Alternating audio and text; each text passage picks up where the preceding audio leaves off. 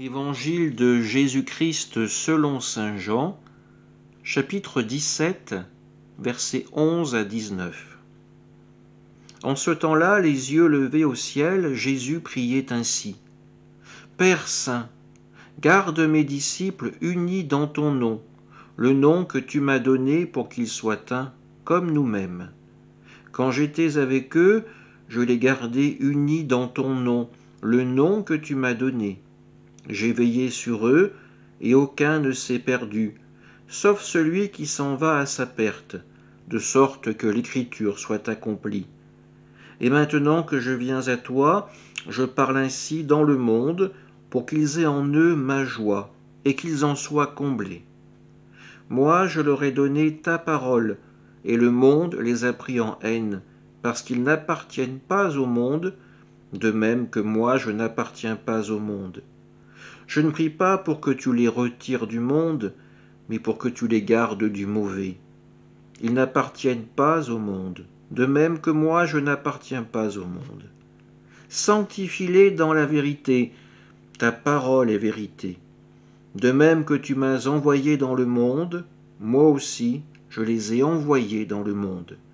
Et pour eux, je me sanctifie moi-même, afin qu'ils soient, eux aussi, sanctifiés dans la vérité.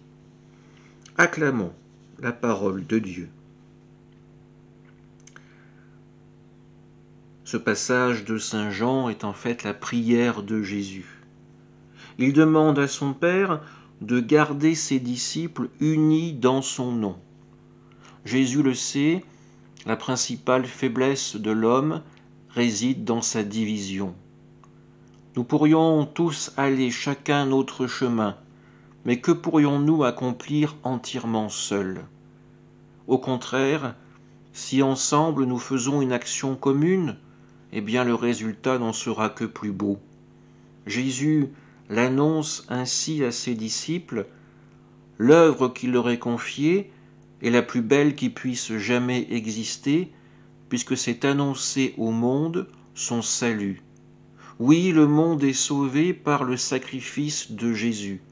Les apôtres unis devront pouvoir porter ce message au monde. Bien sûr, Jésus nous le dit, Judas a déjà trahi. Il recevra son châtiment, il se retranchera lui-même de ce salut qu'il aurait pu annoncer également à l'humanité. Ce monde a pris les apôtres en haine, tout simplement puisque dans le monde d'aujourd'hui, comme dans celui de l'époque de Jésus, eh bien le mal est toujours présent dans le cœur de l'homme. Mais ce mal, il n'est plus destiné à être le plus fort, puisque l'annonce de la résurrection, l'annonce du salut, est là pour le repousser dans le néant.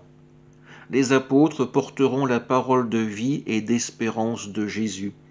Et ainsi, ils pourront atteindre leur vocation d'être des saints. Chaque baptisé est appelé à la sainteté. Nous avons parfois tendance à l'oublier. Laissons la force de l'Esprit Saint résonner en nous.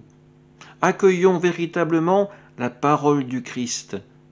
N'ayons pas peur de ce mot sainteté. Bien sûr, seuls nous ne pourrons pas y arriver. Mais si nous nous laissons guider, aider par le ressuscité, par l'Esprit Saint, alors nous pourrons pleinement la vivre et être dans ce monde des témoins de la miséricorde de Dieu qui n'a qu'un désir, accueillir auprès de lui dans son royaume, eh bien tous ses enfants. Un royaume non pas purement terrestre, mais un royaume transcendé par l'amour. Amen.